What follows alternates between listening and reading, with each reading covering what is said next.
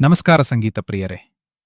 ಭಾರತೀಯ ಸಂಗೀತ ಲೋಕದಲ್ಲಿ ತಮ್ಮ ಅದ್ಭುತ ಧ್ವನಿ, ಭಾವಪೂರ್ಣ ಗಾಯನ ಮತ್ತು ವಿಭಿನ್ನ ಶೈಲಿಯಿಂದ ಕೋಟ್ಯಂತರ ಅಭಿಮಾನಿಗಳ ಹೃದಯ ಗೆದ್ದಿದ್ದ ಮಹಾನ್ ಗಾಯಕಿ ಎಸ್ ಜಾನಕಿಯಮ್ಮ.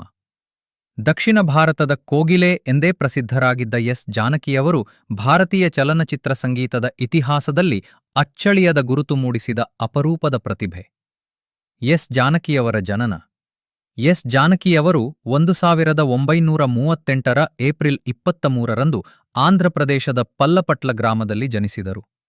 ಬಾಲ್ಯದಲ್ಲೇ ಸಂಗೀತದ ಮೇಲೆ ಅಪಾರ ಆಸಕ್ತಿ ಹೊಂದಿದ್ದ ಅವರು ಕೇವಲ 9ನೇ ವಯಸ್ಸಿನಲ್ಲಿ ಮೊದಲ ಬಾರಿಗೆ ವೇದಿಕೆಯಲ್ಲಿ ಹಾಡಿದರು.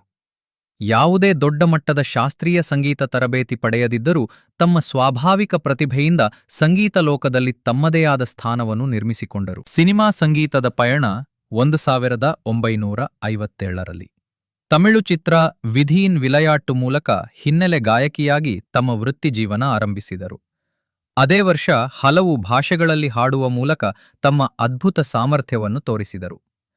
6 ದಶಕಗಳಿಗೂ ಹೆಚ್ಚು ಕಾಲದ ಸಂಗೀತ ಪಯಣದಲ್ಲಿ ಅವರು ಕನ್ನಡ, ತೆಲುಗು, ತಮಿಳು, ಮಲಯಾಳಂ, ಹಿಂದಿ ಸೇರಿದಂತೆ ಹಲವು ಭಾಷೆಗಳಲ್ಲಿ ಸಾವಿರಾರು ಹಾಡುಗಳನ್ನು ಹಾಡಿದರು.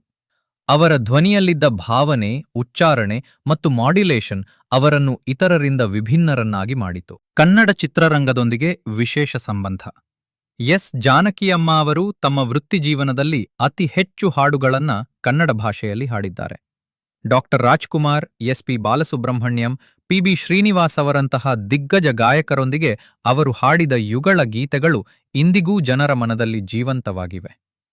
ಪೂಜಿಸಲಂದೇ ಹೂಗಳ ತಂದೆ, ಗಗನವು ಎಲ್ಲೋ, ಒಮ್ಮೆ ನಿನ್ನನು ಬಾನಲ್ಲು ನೀನೆ ಹಾಗೂ ಅನೇಕ ಹಾಡುಗಳು ಕನ್ನಡಿಗರ ಹೃದಯದಲ್ಲಿ ವಿಶೇಷ ಸ್ಥಾನ ಪಡೆದಿವೆ. ಬಹುಮುಖ ಪ್ರತಿಭೆ. ಜಾನಕಿಯಮ್ಮ ಅವರು ಕೇವಲ ಪ್ರೇಮಗೀತೆಗಳಲ್ಲದೆ ಮಗುವಿನ ಧ್ವನಿ, ವಯಸ್ಸಾದವರ ಧ್ವನಿ, ದುಃಖ, ಸಂತೋಷ, ಭಕ್ತಿ ಪ್ರತಿಯೊಂದು ಭಾವನೆಗೂ ತಕ್ಕಂತೆ ತಮ್ಮ ಧ್ವನಿಯನ್ನು ಬದಲಾಯಿಸುವ ಅಪರೂಪದ ಸಾಮರ್ಥ್ಯ ಹೊಂದಿದ್ದರು. ಅವರು 48,000ಕ್ಕೂ ಹೆಚ್ಚು ಹಾಡುಗಳನ್ನು ವಿವಿಧ ಭಾಷೆಗಳಲ್ಲಿ ಹಾಡಿದ್ದಾರೆ. ಪ್ರಶಸ್ತಿಗಳು ಮತ್ತು ಗೌರವಗಳು ಅವರ ಅದ್ಭುತ ಸಾಧನೆಗಾಗಿ. 4 ಬಾರಿ ರಾಷ್ಟ್ರೀಯ ಚಲನಚಿತ್ರ ಪ್ರಶಸ್ತಿ, ಹಲವು ರಾಜ್ಯ ಪ್ರಶಸ್ತಿಗಳು, ಮೈಸೂರು ವಿಶ್ವವಿದ್ಯಾಲಯದಿಂದ ಗೌರವ ಡಾಕ್ಟರೇಟ್, ಕರ್ನಾಟಕ ರಾಜ್ಯೋತ್ಸವ ಪ್ರಶಸ್ತಿ ಸೇರಿದಂತೆ ಅನೇಕ ಗೌರವಗಳನ್ನು ಪಡೆದಿದ್ದಾರೆ. ಸಂಗೀತ ಲೋಕದ ಅಮರಧ್ವನಿ. ಎಸ್ ಜಾನಕಿಯಮ್ಮಮ ಹಾಡುಗಳು ಕೇವಲ ಸಂಗೀತವಲ್ಲ, ಅವು ಭಾವನೆಗಳ ಕಥೆಗಳು. ಅವರ ಧ್ವನಿ ಎಂದಿಗೂ ಹಳೆಯದಾಗುವುದಿಲ್ಲ. ಪೀಳಿಗೆಗಳು ಬದಲಾಗಬಹುದು, ಆದರೆ ಜಾನಕಿಯಮ್ಮ ಅವರ ಸುಮಧುರ ಹಾಡುಗಳು ಎಂದಿಗೂ ಅಮರವಾಗಿರುತ್ತವೆ.